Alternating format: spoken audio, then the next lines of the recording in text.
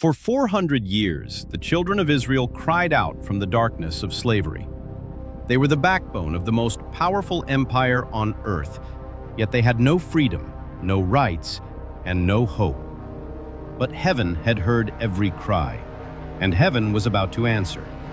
God appeared to Moses in a burning bush on Mount Horeb and said, "I have heard the cry of my people. I am sending you to Pharaoh. Bring my people out of Egypt." Moses was 80 years old. He had no army, no weapons. He had only the word of the living God.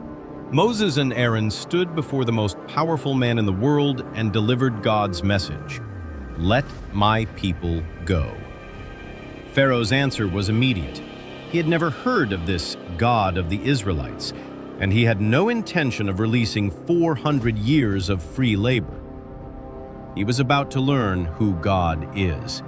Aaron raised his staff over the Nile, and the mighty river turned to blood. Every stream, every canal, every pool in Egypt ran red. The fish died. The river stank.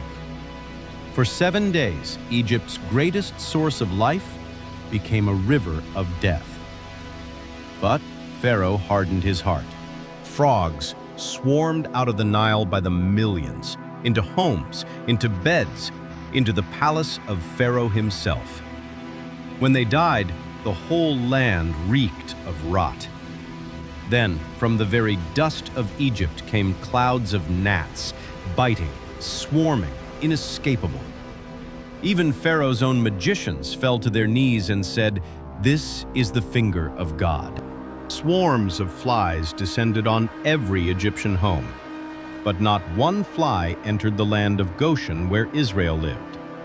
Then every animal belonging to Egypt died in the fields. Not one Israelite animal was lost. God drew a line between his people and Egypt that no plague would cross. Painful boils broke out on every Egyptian.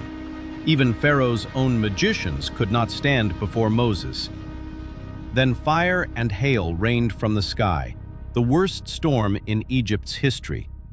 Trees were splintered, crops destroyed, people and animals killed in the open.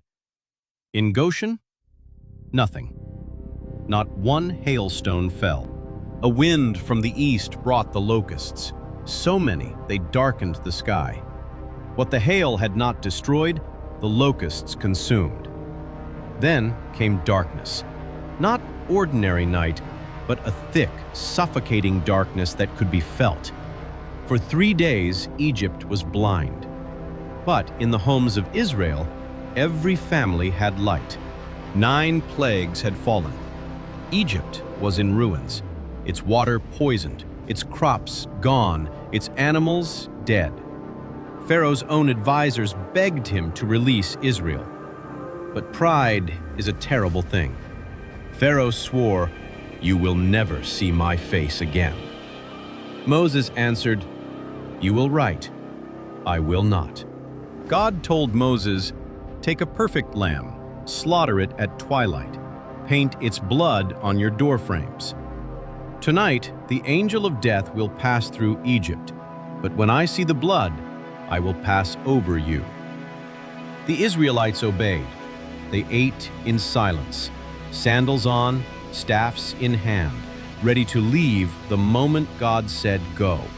At midnight, the Lord struck down every firstborn in Egypt, from the palace to the prison, from the noble to the slave. Death visited every Egyptian home where there was no blood on the door. And a loud wailing was heard throughout Egypt. There was not a house without someone dead. Pharaoh summoned Moses at midnight, the proudest man in the world reduced to begging. "Go," he said, "leave Egypt, take everything." After 400 years, Israel walked out free. They left so quickly there was no time for the bread to rise. 600,000 men, plus women and children, walking into the desert toward their destiny. And so Israel left Egypt, not in secret, not in shame, but in triumph. Led by a pillar of cloud by day and a pillar of fire by night. God Himself was leading them. 400 years of slavery ended in a single night. 10 plagues, 10 acts of God. And not one word of the Lord had fallen to the ground. God did not send 10 plagues to punish Egypt. He sent them to prove something to every generation that would follow, that there is no power on earth greater than the God of heaven. Every idol falls, every empire ends, every Pharaoh yields. The God who broke the chains of Israel is the same God who breaks chains today. What is the Egypt in your life? His answer is the same as it was then. Let my people go.